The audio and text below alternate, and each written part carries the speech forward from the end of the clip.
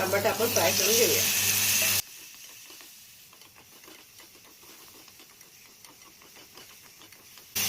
कांदा खोबरा पण मी भाजून घेतला होता, ते पहिले टाकते. अंड्याच्या कढीसाठी वाटतात. थोडी कोथिंबीर टाकते. चांगलं असं परतून घ्यायचं.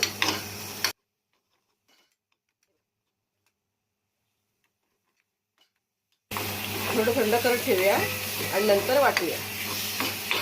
हे बघा चांगलं फ्राय झालं आहे. हे बघा वाटप रेडी झालं आहे. तेजपत्ता, लसूण आणि लसूणची पेस्ट.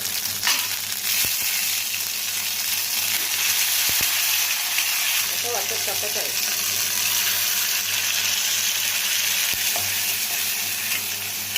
थोडंसं फ्राय करते, मग सुके मसाले टाकायचे. दोन्ही सुके मसाले टाकत आहे.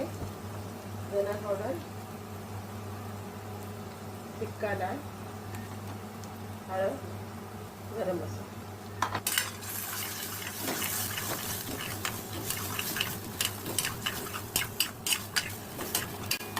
आता भांड्यातून पाणी टाकत आहे.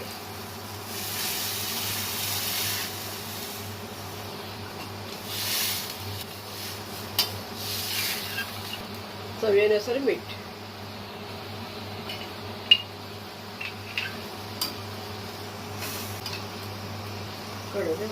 कड आला आहे. आता याच्यात अंडे टाकून घ्यायचं करायचं, म्हणजे आतमध्ये सगळा मसाला जातो.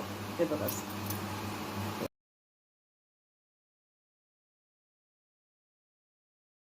हे बघा, म्हणजे काय आतमध्ये मीठ मसाला सगळं जातो, टेस्ट येते. हे बघा असं एक एक टाकायचं. हे बघा असं एक एक टाकायचं.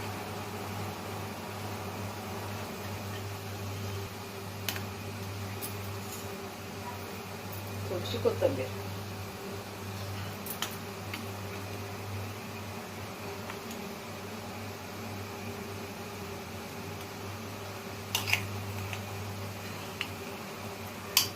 पाच मिनिटं ते 10 मिनिटं स्लोवर ठेवत आहे.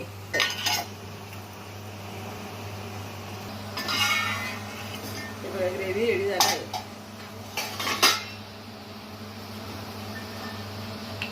अंड्याचा सार रेडी झाला आहे. हे बघा मस्त कलर आला आहे.